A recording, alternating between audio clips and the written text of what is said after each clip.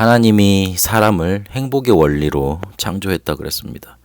여기에서 벗어나지 않도록 언약을 하나 허락하셨는데 그게 선악과라 그랬습니다. 그런데 인간이 하나님을 떠나게 되고 어떤 큰 저주 속에 빠져버리게 된 겁니다. 그걸 성경은 근본 문제라 말하고 있고 세 가지로 말하고 있습니다. 특히 창세기 3장에 보니까 뱀이 했던 말인데, 뱀이 여자에게 이르되 결코 죽지 아니한다. 눈이 밝아져서 하나님과 같이 될 거다. 그리고 로마서 3장 23절에는 모든 사람이 죄를 범하였음에 하나님 영광 이르지 못하더니 그랬고, 요한복음 8장 44절에는 너희 아비 마귀에게서 났으니 그러면서 욕심대로 행한다. 그리고 마귀는 살인한 자다. 진리에 서지 못한다. 거짓 아비가 됐다. 그렇게 밝히고 있습니다. 굉장히 들었을 때 성경에 저런 말도 있나? 그렇게 느껴질지도 모르겠습니다. 그런데 이 세 가지 성경 구절이 인간의 근본 문제에 대해서 말해주고 있습니다. 처음 창세기 3장 1절에서 6절까지를 보도록 하겠습니다. 뱀이 인간 세계에 침투했다, 들어오게 됐다, 이 사실을 말하고 있습니다. 뱀은 계시록 12장 1절에서 9절까지 보니까 옛뱀 곧 사단 마귀라고 해석을 해놨습니다. 혹시 뱀이라는 존재를 다르게 해석을 할까봐 이랬는지도 모르겠습니다. 그런데 확실한 건 성경에서 뱀이라고 하면 사단 마귀로 이렇게 표현이 됩니다. 그래서 이 뱀이란 존재가 인간 세계에 들어온 게 문제가 시작되는, 근본 문제가 시작되는 원인이 제공됐습니다. 그런데 들어왔더라도 그냥 무시하면 될 건데 그 사단의 말을 듣게 된 겁니다.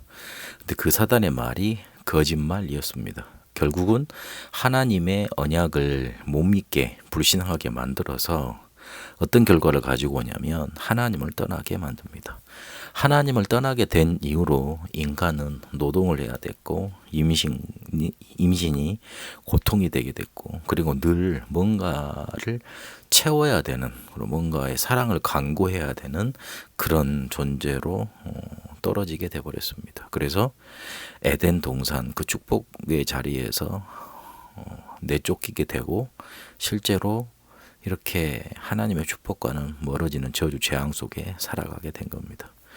가장 큰 문제의 근본 원인은 뱀이란 존재, 이 사단이란 존재가 인간 세계에 들어와서 거짓말을 했고 그 거짓말에 속은 겁니다. 그래서 어떻게 되어버렸냐면 로마서 3장 23절에 모든 사람이 죄를 범했음에 하나님의 영광에 이르지 못한다, 그렇게 말하고 있습니다. 이 죄는 행위적인 죄도 말을 하지만 상태적인 측면, 어떤 상황적인 측면, 환경적인 측면을 말하는 겁니다. 오물통, 어디 이렇게 쓰레기통에 우리가 빠져 있으면 그 쓰레기 냄새가 우리에게 막 이렇게 막 전달되어져서 거기서 다른 데로 자리를 옮긴다 그래도 그 냄새가 나듯이요. 그래서 이 모든 사람이기 때문에 의인이 있을 수 없습니다. 그리고 죄로 인해 타락을 해가지고 우리의 죄성을 가진 인간 본연의 근본이 죄성으로 물들게 됐습니다. 그 죄에는 반드시 그 값이 따르지 않습니까? 책임이 따르게 돼버렸습니다. 그래서 이 죄를 범했다는 말이 성경에서는 원죄, 자범죄, 조상죄로 그 죄를 구분합니다. 하나님을 만나지 못해서 하나님을 믿지 않는 게 원죄고요. 그리고 내가 실수했는데 죄로 인식하지 못하는 그런 것들도 많습니다. 자범죄. 그리고 하나님을 떠나서 우상숭배했던 그런 것들이 다 죄의 값을 받게 됩니다. 그래서 요한복음 8장 44절에 보면 성경이 우리의 상태에 대해서 말을 합니다. 뭐라고 말을 하느냐? 마귀의 자녀라고 그렇게 콕 집어서 말을 해주고 있습니다. 너희는 너희 아비 마귀에게서 났으니, 그렇게요. 그런데 이 마귀의 실체를 어디에서도 말해주지 않는데 성경에서만 밝힙니다. 처음부터 살인한 자다. 진리가 그 속에 없었다. 그래서 거짓의 아비가 된다. 그게 우리 인간 세계에 들어온 겁니다. 나는 내가 잘못해서 내가 지금 어렵다고 생각을 했는데 그게 아니죠. 이 사단이라는 존재가 내 인생 속에 찾아온 겁니다. 그래서 하나님을 떠나서 죄 속에 딱 가다 놓은 거예요. 그래가지고 자기의 자녀로 삼아버린 겁니다.